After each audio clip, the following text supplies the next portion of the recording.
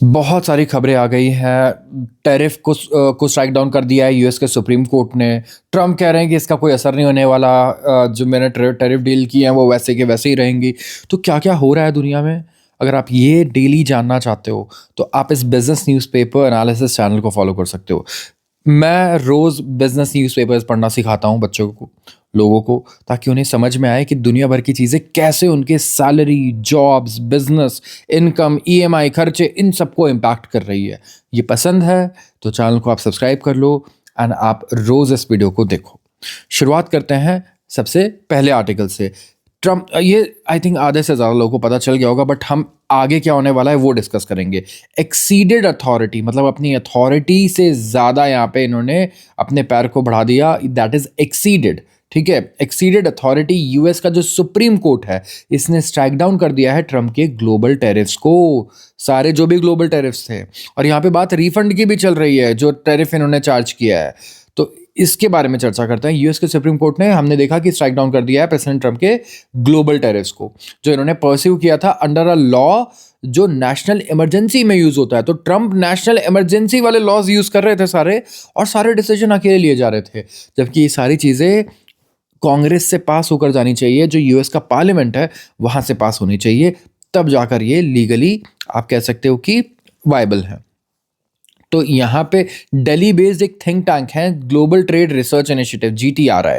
इनका कहना है कि इस रूलिंग की वजह से इंडिया को री एग्जामिन करना चाहिए अपना ट्रेड डील वॉशिंगटन के साथ। जी हाँ, अपना ट्रेड डील एक बार वो री एग्जामिन करें, अब जो इन्होंने ट्रेड डील की है वो। और यहाँ पे जो रेसिप्रोकल टैरिफ्स लग रहे हैं across the globe as well as targeted import taxes जो लगे हैं, एडमिनिस्ट्रेशन का कहना है ये एड्रेस करने के लिए है फेंटेनिल ट्रैफिकिंग। ये तो यूएस का कहना है। तो यहाँ पे स्टॉक्स क्या हो रहे हैं, स्टॉक्स बढ़ रहे हैं। इवन इंडिया का भी निफ्टी जो है, गिफ्ट निफ्टी, वो बढ़ा है। बॉन्ड्स गिर रहे हैं, अलॉन्ग साइड डॉलर भी गिर रहा है जी। जहाँ पे इन्वेस्टर्स फिगर आउट कर रहे हैं कि इससे यूएस की ट्रेड पॉलिसी भाई अब क्या होगा, कितना चेंज होगा।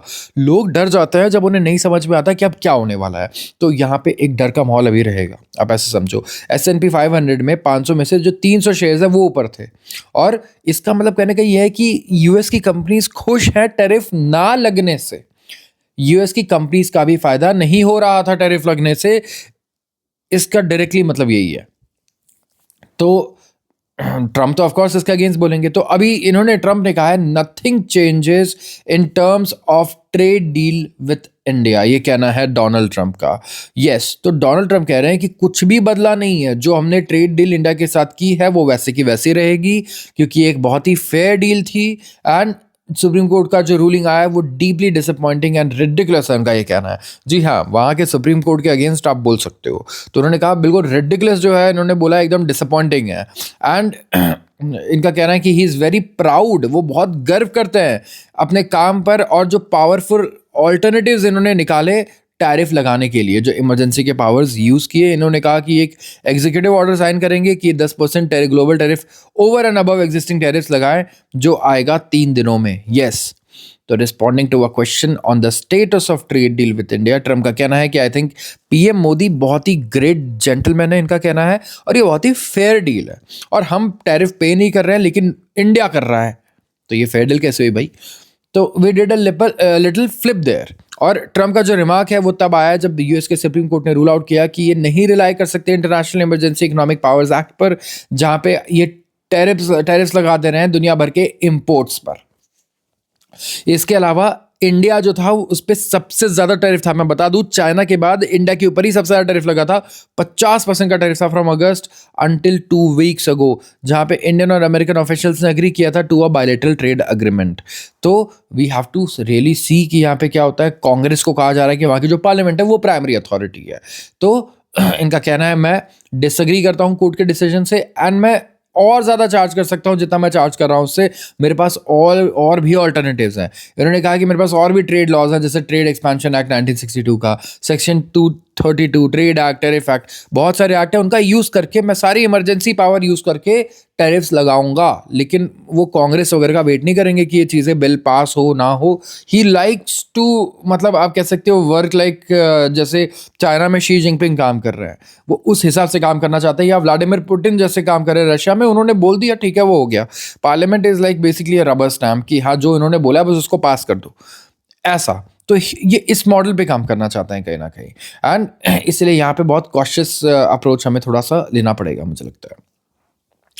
अब इनका कहना है कि साइन करेंगे in order to impose 10% global tariff under section 122 in addition to existing duties. और इनका कहना है कि जो नेशनल सिक्योरिटी टैरिफ्स हैं 2232 में, ये मेजर्स हैं अंडर सेक्शन 301 और ये इन्फोर्स रहेंगे और हम फर्दर इन्वेस्टिगेशन करेंगे इस पे। तो यहाँ पे बात चल रही है सबसे पहले तो टैरिफ की। तो टैरिफ में जो इन्होंने चार्ज किया था ना, अब बात चल रही है कि इसको रिफंड करेंगे। यूएस की ही कुछ ऑर्गेनाइजेशन का कहना है कि टैरिफ की रिफंड करना पड़ेगा इन्हें। अगर सुप्रीम कोर्ट की रूलिंग इसी हिसाब से आती है तो करीब $200 बिलियन की रिटर्न कर पाएंगे। इतना पैसा आने के बाद कोई रिटर्न नहीं कर पाता, बहुत मोह होता है कंट्रीज को भी अपने पैसे से, राइट। तो ये एक तो बहुत बड़ी बात आ जाती है। दूसरा, अब जो ट्रेड डील हुआ है, टैरिफ डील हुआ है, उसका क्या होगा? क्या ये वैसा का वैसा ही रहने वाला है? मतलब क्या वो वैलिड है? मतलब बहुत सारी अब खबरें आ गई हैं इससे रिलेटेड, बट स्टॉक मार्केट्स अगर आप देखोगे तो यूएस के और इंडिया दोनों के ऊपर जा रहे हैं इस न्यूज़ के बाद। अब फिर से ट्रम्प से रिलेटेड एक न्यूज़ है। ट्रम्प वे कर रहे हैं limited strike to force Iran into a nuclear deal. US president ने कहा है कि कंसिडर कर रहे हैं कि लिमिटेड मिलिट्री स्ट्राइक कर दे ईरान पे। आप ये सोचिए ईरान को कैसा लग रहा होगा सुनते हुए, वो खुद न्यूज़पेपर में पढ़ रहा है कि ट्रम्प ऐसा सोच रहे हैं कि उनके ऊपर एक स्ट्राइक कर दिया जाए लिमिटेड। तो ऐसे स्टेटमेंट्स दे देते हैं ये बड़े कैजुअली, एंड इनका कहना है कि ताकि ये प्रेशर डाल पाए ईरान पर कि जल्दी से अपना न्यूक्लियर प्रोग्राम खत्म कर दें। जी, तो इनका कहना है कि I guess I can say कि मैं कंसिडर कर रहा हूँ ये, ताकि ईरान एक्सेप्ट कर ले हमारी न्यूक्लियर डील, इनका ये कहना है। यूएस मिलिट्री जो है इसने डिप्लॉय किया है vast array of forces in the region in the recent days, और 2 एयरक्राफ्ट कैरियर लगा दिए इन्होंने। इसके अलावा फाइटर जेट्स, इसके अलावा ये रीफ्यूलिंग टैंकर्स। तो यहाँ पे स्पेकुलेशन ये है कि एक प्रोट्रैक्टेड कैंपेन करना चाहते हैं और ये आउस्ट करना चाहते हैं ईरानियन रेजीम को। जी, तो ये हो सकता है कि यहाँ पे ईरान के न्यूक्लियर प्रोग्राम को टारगेट करने के लिए कुछ लिमिटेड स्ट्राइक्स किया जाए। एंड ट्रम्प का ये भी कहना है कि ईरान के पास 10 से 15 दिन तो है, ठीक है, डील करने के लिए over nuclear programme. And Iran के फॉरेन मिनिस्टर का कहना है कि दोनों साइड्स एक फास्ट डील कंसिडर कर रही है। तो ईरान भी यहाँ पे कोई अग्रेसिव स्टेटमेंट नहीं दे रहा, लेकिन इन्होंने क्या किया, 2 दिन पहले ना स्ट्रेट ऑफ हॉर्मुज में जाकर के अपनी मिलिट्री ड्रिल शुरू कर दिया। मैं बहुत बार बता चुका हूँ, लेकिन न्यू व्यूअर्स के लिए बता रहा हूँ। स्ट्रेट ऑफ हॉर्मुज ऐसा है और यहाँ पे सी है, इसको, इस कैनाल को कंट्रोल करता है कौन? ईरान, जहाँ से 25% ऑयल एंड 25% नेचुरल गैस गुजरता है दुनिया भर का। तो क्या हो रहा है अब इससे? अब इससे ये हो रहा है कि यहाँ पे यूएस ने भी फिर वहाँ पे ड्रिल शुरू कर दी है और यूएस ने अच्छा खासा फोर्स डिप्लॉय कर दिया है। यहाँ आसपास यूएस के मिलिट्री बेसिस भी हैं। तो यहाँ पे देखना होगा कि ट्रम्प क्या आगे करते हैं, क्या जो बोल रहे हैं क्या वो करेंगे, या वो सिर्फ ब्लफ कर रहे हैं। एंड इनका ये कहना है कि ईरान जो है ना वो न्यूक्लियर वेपन तो नहीं रख सकता, हम नहीं अलाउ करेंगे। सो ये चाहते हैं कि कंट्री फंड करना बंद कर दे सारे प्रॉक्सी मिलिटेंट ग्रुप्स को और अपने बैलिस्टिक मिसाइल प्रोग्राम को भी बंद कर दे। ये नहीं चाहते कि ईरान वेपन्स डेवलप करे, न्यूक्लियर वेपन्स डेवलप करे, और इससे मिडिल ईस्ट में एक न्यूक्लियर वॉर भी शुरू हो सकती है। बेसिकली कि कौन कितने न्यूक्लियर वेपन्स बनाएगा। जो प्रोस्पेक्ट ऑफ वॉर है बिटवीन यूएस और ईरान, इसकी वजह से ऑयल प्राइसेस बढ़ गए हैं। ब्रेंट अभी $71 के ऊपर ट्रेड कर रहा है, 6 मंथ के हाई पे है, on a course for a 5% gain across the week. 5% का गेन आया है ऑयल में। So we really have to see कि आगे इसमें क्या होता है। अब इंडिया और यूएस की एक और खबर, इंडिया पैक्स सिलिका एंटर कर रहा है यूएस के साथ। क्या है ये पैक्स सिलिका? अच्छा, आपको पता है कि ये भी कुछ दिन पहले चाइना ने इंडिया के ऊपर और दुनिया में भी बाकी कंट्रीज पर रेस्ट्रिक्शंस लगा दिए थे। कुछ क्या रेस्ट्रिक्शंस थे कि जो रेयर अर्थ मैग्नेट्स चाइना से जा रहे हैं ना बाहर, ये अब लाइसेंसिंग के थ्रू जाएंगे। और इंडियन ऑटोमोबाइल कंपनीज को तो बहुत पैनिक हो गए थे वो लोग, ठीक है, इनकी हालत ख़राब हो गई थी। और ये रेयर अर्थ मैग्नेट्स डिफेंस में भी यूज़ होते हैं, rare earth metals car, electronics industry, automobile, हर जगह यूज़ होते हैं। तो फ्राइडे को एक पैक्स सिलिका ज्वाइन किया है हमने, इंडिया ने। और ये एक यूएस लेड स्ट्रेटेजिक अलायंस है जो फोकस करता है on securing AI and tech supply chains. US ambassador का ये कहना है। एंड ये विजिट करने वाले हैं बहुत ही जल्द, क्या इंडिया विजिट करने वाले हैं। एंड ये इंडिकेशन है of recent warming of ties between the two countries. Trade deal जब से साइन हुई है तब से इंडिया और यूएस के रिलेशन काफ़ी बेटर हुए हैं। गौर ने यह भी कहा कि इंडिया यूएस की जो ट्रेड डील है it is set to be and soon. Yes. And जो क्वाड ग्रुपिंग है इसके बारे में जब पूछा गया तो इनका ये कहना है कि क्वाड बहुत ही इंपॉर्टेंट है। एंड जो फर्स्ट मीटिंग है सेक्रेटरी रूबियो के साथ विद द क्वाड ये हो चुकी है। एंड ये सेंड करता है एक message to the world, right. So actively बातचीत कर रहे हैं ये, कोई एग्जैक्ट डेट्स नहीं है, लेकिन मार्को रूबियो ट्रैवल करेंगे to India very soon in a matter of months. तो ये ग्रुप पैक से लेकर क्यों बनाया गया है? ताकि एक सप्लाई चेन का ग्रुप बनाया जाए। किस चीज़ के लिए? रेयर अर्थ मेटल्स के लिए एंड रेयर अर्थ मिनरल्स के लिए, क्योंकि चाइना यहाँ पे बहुत ज़्यादा डोमिनेट कर रहा है, तो उनके अगेंस्ट ये ग्रुप बनाया गया है यहाँ पे। अब बात करता हूँ वेनेजुएला की। यार अब तक तो रशियन क्रूड मिल रहा था, बहुत ही बढ़िया फ़ायदा हो रहा था क्योंकि डिस्काउंट बहुत अच्छा मिल जा रहा था। अब इंडिया ने रीट्रेड किया अपना स्टांस वेनेजुएलन क्रूड ऑयल पे। जी, इंडिया ने फ्राइडे को रीट्रेड किया है कि एक्सप्लोर कर रहे हैं पॉसिबिलिटी कि ये बाय कर सकते हैं क्रूड ऑयल वेनेजुएला से अगर ये कमर्शियली वायबल हुआ तो। अभी कल ही मैंने आपको कवर करके बताया था कि जो डिस्काउंट है ना मैं वेनेजुएलन क्रूड पे बहुत ही कम मिल रहा है। मतलब कि आई थिंक 4 से करीब $12 का डिस्काउंट मिल रहा है पर बैरल, दैट्स इट। ये लोएस्ट डिस्काउंट है, वन ऑफ द लोएस्ट। और हम लोग क्या छोड़ कर के आए हैं? रशियन क्रूड छोड़ कर के आए हैं। और उसके बदले हम किसके पे जा रहे हैं? ये और इस पे डिस्काउंट भी नहीं है इस पे, तो हमारा नुकसान तो हो रहा है, राइट। तो मिनिस्ट्री ऑफ एक्सटर्नल अफेयर्स के स्पोक्स पर्सन है रणधीर जायसवाल। इन्होंने क्लैरिफाई किया कि न्यू दिल्ली का जो पोजीशन है ना after remarks made by US envoy Sergio Gor, इन्होंने कहा कि on Russian oil on Venezuelan oil हमने इशू किया है स्टेटमेंट्स और अपना पोजीशन बहुत ही क्लियर कर दिया है। हम फिर से रिक्वेस्ट करेंगे कि आप एक बार देखो जो हमने कहा है लास्ट फ्यू वीक्स में दोनों सब्जेक्ट पे। वेनेजुएला पे हमने कहा है कि अगर कमर्शियली वायबल हुआ तो हम लोग एक्सप्लोर करेंगे, हम ऑयल खरीदेंगे वेनेजुएला से। और क्लैरिफाई किया हमारा पोजीशन वेनेजुएलन ऑयल पे as also on the other question that you asked, हमारा पोजीशन सेम ही है। And basically clarification followed Gore's comment that US had seen India diversify the sourcing of oil. And there were active negotiations underway for the potential sale of Venezuelan crude to India. तो एक ये आया कि potential यहाँ पे हो सकता है कि वेनेजुएलन क्रूड भारी मात्रा में इंडिया जाए, क्योंकि इंडिया भी डाइवर्सिफाई करना चाहता है अपने ऑयल बास्केट को। अब यहाँ पे अगर आप देखोगे तो बस यही चीज़ है कि इंडिया को डिस्काउंट ज़्यादा चाहिए होगा। एंड अगर डिस्काउंट ज़्यादा चाहिए होगा तो यहाँ पे हमें अच्छे से नेगोशिएट करना होगा कितने बैरल्स हम लेने वाले हैं। अगर हम अच्छे से बल्क में बड़ा शेयर लेते हैं वेनेजुएला से तो हमें लगता है कि हमें सही दाम पर ये मिल सकता है और अच्छा डिस्काउंट भी हमें यहाँ पर मिल सकता है। तो इंडिया एक्सपेक्ट करेगा कि जो रशिया से हमें मिल रहा था एटलीस्ट उससे थोड़ा कम मिले, लेकिन मिले ज़रूर एटलीस्ट उसके आसपास का डिस्काउंट। अब बात करूंगा पीएलआई स्कीम की। ये पीएलआई स्कीम क्या होता है? प्रोडक्शन लिंक इंसेंटिव स्कीम्स हैं। तो जितनी भी मैन्युफैक्चरिंग कंपनीज है ना उनके लिए पीएलआई स्कीम आ रहा है। गवर्नमेंट क्या कर रही है? उन्हें बहुत सब्सिडी दे रही है। जैसे 28,728 करोड़ की सब्सिडी गवर्नमेंट ने दे दी। अब ये पैसा कहाँ गया? ये गया है कंपनीज की जेब में। कौन सी कंपनीज आई हैं जिनको इतना पैसा मिल रहा है?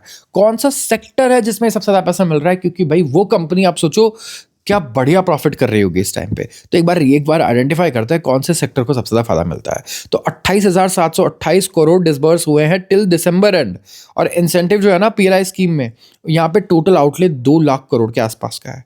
तो 14 सेक्टर यहाँ पे कवर करते हैं और फैसिलिटेट किया है इन्होंने इन्वेस्टमेंट ऑफ 2.16 लाख करोड़। करीब 15 लाख जॉब्स डायरेक्ट और इनडायरेक्ट क्रिएट हुई हैं, ये कहना है ministry of commerce and industry का। इस स्कीम में 836 एप्लीकेंट्स हैं जिनको अप्रूव किया गया है और फंक्शनल यूनिट्स ने अचीव किए हैं सेल ऑफ 20,40,000 करोड़। एक्सपोर्ट्स कितने हुए? 8,30,000 करोड़। तो भाई एक्सपोर्ट्स बढ़िया हुए यार, मैन्युफैक्चरिंग भी सही हुई है कि नहीं? तो स्कीम लॉन्च किया गया था 2020 में और ये हुआ था सेक्टर्स के लिए जैसे इलेक्ट्रॉनिक्स, क्योंकि इंडिया में इलेक्ट्रॉनिक्स बनते ही नहीं थे। फार्मास्यूटिकल्स के लिए भी इसको लाया गया और एक्सपैंड किया गया, 10 और सेक्टर आ गए इसमें। अब जो आउटले है ना वो है करीब 26-27 के लिए 15,540 करोड़ का आउटले है, जो 3% कम है पिछले साल in the revise estimates. PLI scheme जो है इसने काफ़ी स्ट्रेंथन कर दिया हमारे इलेक्ट्रॉनिक्स मैन्युफैक्चरिंग इकोसिस्टम को। जहाँ इलेक्ट्रॉनिक्स मैन्युफैक्चरिंग नहीं होती थी अब वो अच्छी खासी हमें देखने को मिल रही है यहाँ पे। So that is a very great initiative हम कहेंगे। अब यहाँ पे मोबाइल फ़ोन्स, ठीक है, इसके अलावा आप देखो आईटी, ऑफ कोर्स आईटी से रिलेटेड फील्ड्स में तो बहुत अच्छा हो रहा है, लेकिन mobile phones, IT hardware products, laptop, tablet, server, all in one personal computers, अगर आप ये सब बना रहे हो ना, इससे में आपको बहुत फ़ायदा हो रहा है। मोबाइल फ़ोन इम्पोर्ट्स ये डिक्लाइन हुए 77% और 99% डोमेस्टिक डिमांड जो है ना, अब वो लोकल प्रोडक्शन से हो रही है। इंडिया में बिकने वाले मोबाइल फ़ोन एटलीस्ट इंडिया में बन रहे हैं अब, भले ही वो बाहर की कंपनी के हैं। फार्मा में अगर आप देखोगे तो यहाँ पे डोमेस्टिक मैन्युफैक्चरिंग हुई है 191 बल्क ड्रग्स की। इसकी वजह से क्या हुआ है, इम्पोर्ट्स सब्स्टिट्यूशन हुआ है 1785 करोड़ के ड्रग्स का जो बाहर से आते थे, और डोमेस्टिक वैल्यू एडिशन है इसमें 83.7%, और डोमेस्टिकली ही सारी रॉ मटेरियल सारी चीज़ें डोमेस्टिक है, तो ये भी बहुत बड़ा एडवांटेज है।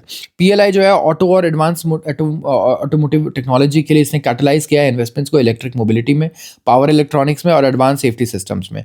जो रिपोर्टेड सेल्स हैं 32,880 करोड़ के, इंडिकेट करते हैं early momentum technology led automotive manufacturing में एंड सप्लायर इकोसिस्टम में। फूड प्रोसेसिंग में आप देखो पीएलआई ने कैटलाइज किया इन्वेस्टमेंट्स 9,200 करोड़ का। फूड प्रोसेसिंग भी है इसमें और वाइट गुड्स भी है, जैसे एयर कंडीशनर, एलईडी लाइट्स। तो जितनी भी आपकी एयर कंडीशनिंग ये कंपनीज है ना, प्लांट बना रही है, मैन्युफैक्चरिंग कर रही है, इनको गवर्नमेंट से उल्टा और सब्सिडी भी मिल जा रही है हज़ारों करोड़ की। तो प्रॉफिटेबिलिटी यहाँ पे बहुत बढ़िया रहती है ऐसी कंपनीज की, क्योंकि गवर्नमेंट इन्हें इतना सपोर्ट दे रही है। तो ऐसे सेक्टर्स पे आप नज़र रखो, और करीब 10 से 15 सेक्टर्स हैं अभी जहाँ पे ये चल रहा है। अभी लेटेस्ट हम लोग रेयर अर्थ के लिए लेकर के आ रहे हैं पीएलआई स्कीम, जो रेयर अर्थ मैन्युफैक्चरिंग वालों को मिलने वाला है, तो ज़रूर इस पर आप नज़र रखना। अब इंडिया में एआई समिट हो रहा है, हम चाह रहे हैं इतनी investment, 100 billion 200 billion dollar investment की बात चल रही है, लेकिन इंडिया में जो फॉरेन डायरेक्ट इन्वेस्टमेंट है ना, दिसंबर में ये नेगेटिव गया है हमारा जी, और ये चौथा महीना था स्ट्रेट जिसमें नेगेटिव गया है। नेट फॉरेन डायरेक्ट इन्वेस्टमेंट मतलब कितना पैसा इन्वेस्टमेंट, लॉन्ग टर्म इन्वेस्टमेंट के रूप में इंडिया में आया है, वो नेगेटिव था। मतलब पैसा उल्टा इंडिया से बाहर गया है, क्योंकि रिपैट्रिएशन बड़ी तेजी से बढ़ा, ये कहना है रिजर्व बैंक ऑफ इंडिया का। एफडीआई रहा है negative $1.61 billion, yes, as compare to negative $189 million in December 2024। अब ये जंप हुआ to 7.5 billion against 5.4 billion year on year basis पे। तो ग्रॉस इनवर्ड सबसे पहले कितना बाहर से इंडिया में जो पैसा आया वो है 8.58 बिलियन, और अप्रैल अक्टूबर में ये कितना था 7.32 बिलियन। रिपैट्रिएशन ये कितना था, मतलब इंडिया से जो बाहर पैसा गया है 7.45 बिलियन था as compare to 5.40 billion in December 2024। Net outward FDI ये बढ़ा है 30% से, इंडिया से बाहर इतना पैसा जा रहा है यहाँ पे। तो इस बुलेटिन के अकॉर्डिंग अप्रैल से दिसंबर 2025 में एफडीआई ज़्यादा रहा है इन द सेम पीरियड, यहाँ पे ग्रॉस टर्म्स में भी और नेट टर्म्स में भी, लेकिन इंडिया से बाहर काफ़ी ज़्यादा पैसा गया भी है। गया कहाँ है? सिंगापुर, नेदरलैंड्स एंड मॉरिशस, ये 80% से ज़्यादा इनफ्लो यहाँ से आता है, ठीक है। एंड मेजर रेसिपेंट जो रहे हैं सेक्टर्स के, कहाँ? Sector transport, manufacturing, computer services, electricity and other energy generation और डिस्ट्रीब्यूशन एंड ट्रांसमिशन जो है, यहाँ पे काफ़ी पैसा गया। आउटवर्ड कहाँ गया? आउटवर्ड में भी सिंगापुर गया है, यूएस गया है, यूएई गया है, यूके गया है और नेदरलैंड्स गए हैं पैसे। तो जो मेजर सेक्टर्स हैं यहाँ पे कहाँ से गया है? Financial, insurance, business services, wholesale, retail trade, restaurant, hotel, यहाँ से एफडीआई जो है वो गया है बाहर। तो हमने आज क्या क्या डिस्कस किया, एक बार अगर आपको ओवरव्यू चाहिए तो मैं ओवरव्यू भी दे देता हूँ। सबसे पहले तो हमने टैरिफ को ही डिस्कस किया, सुप्रीम कोर्ट ने स्ट्राइक डाउन कर दिया है डोनाल्ड ट्रंप के टैरिफ को, और इससे क्या हुआ, इससे अब लोग सोच में पड़ गए, क्योंकि वहाँ की ऑर्गेनाइजेशन कह रही है कि इनको पैसा जो है रिफंड करना पड़ेगा जो इन्होंने टैरिफ में चार्ज किया था, जो बड़ा अनलाइकली साउंड करता है। प्रेसिडेंट ट्रंप ने कहा कि भाई कुछ भी नहीं बदला है, इंडिया और यूएस के बीच में भी कुछ नहीं बदलेगा, जो टैरिफ डील साइन हुई है वो होगी, मैं कुछ और नए पावर यूज़ कर लूँगा, नए इमरजेंसी वाले पावर यूज़ कर लूँगा, लेकिन मैं इसी तरीके से काम करूँगा और टैरिफ लगाऊँगा, ठीक है। तो इंडिया के लिए इनका कहना है कुछ नहीं बदलने वाला। इसके अलावा ट्रंप ने ये भी कहा कि हो सकता है मैं ईरान पे लिमिटेड स्ट्राइक्स करूँगा, कुछ एयर स्ट्राइक्स वगैरह, ताकि इनको मैं न्यूक्लियर डील साइन करने के लिए फोर्स कर सकूं जी। तो ये प्रेशर डालने के लिए इन पे अटैक कर सकते हैं। और इंडिया पैक्ट सिलिका एंटर कर चुका है। पैक्ट सिलिका एक ग्रुप है, एक कोलिशन है, जो रेयर अर्थ जितने भी मिनरल्स हैं, मेटल्स हैं, इनके सप्लाई चेन का जो इशू है पूरी दुनिया में, शॉर्ट सप्लाई का, इसको सॉल्व करने के लिए और एक दूसरे की मदद करने के लिए ये ग्रुप हमने बनाया है अगेंस्ट चाइना, क्योंकि चाइना यहाँ पे बहुत ज़्यादा डोमिनेट कर चुका है।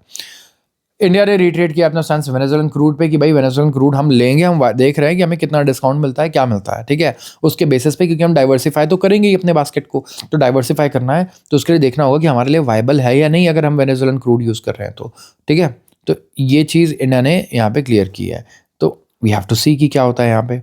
गवर्नमेंट ने डिसबर्स किए हैं 28,728 करोड़, और पीएलआई स्कीम के लिए तो आप देखो कि कौन कौन से सेक्टर्स को सबसे ज़्यादा फायदा हो रहा है और नए सेक्टर्स कौन से ऐड हो रहे हैं, क्योंकि मोबाइल फ़ोन आईफोन मैन्युफैक्चरिंग हमें पता है कि बहुत बड़ा है और इससे आईफोन मैन्युफैक्चरर्स को तो बहुत पैसे मिले गवर्नमेंट से। तो और कौन से ऐसे सेक्टर्स हो सकते हैं, और एफडीआई इंडिया में लगातार नेगेटिव चल रहा है, चौथा महीना नेगेटिव था। और यहाँ पे सबसे ज़्यादा पैसा कौन से सेक्टर से बाहर गया है इंडिया से, वो गया है financial services, business services, wholesale और रिटेल ट्रेड, रेस्टोरेंट से और होटल से। आया कहाँ पर है पैसा? ट्रांसपोर्ट में आया, मैन्युफैक्चरिंग में आया, कंप्यूटर सर्विसेज में आया, इलेक्ट्रिसिटी में आया, एनर्जी जनरेशन और डिस्ट्रीब्यूशन एंड ट्रांसमिशन में पैसा आया है बाहर से। तो ये है आज की सारी खबरें। धन्यवाद।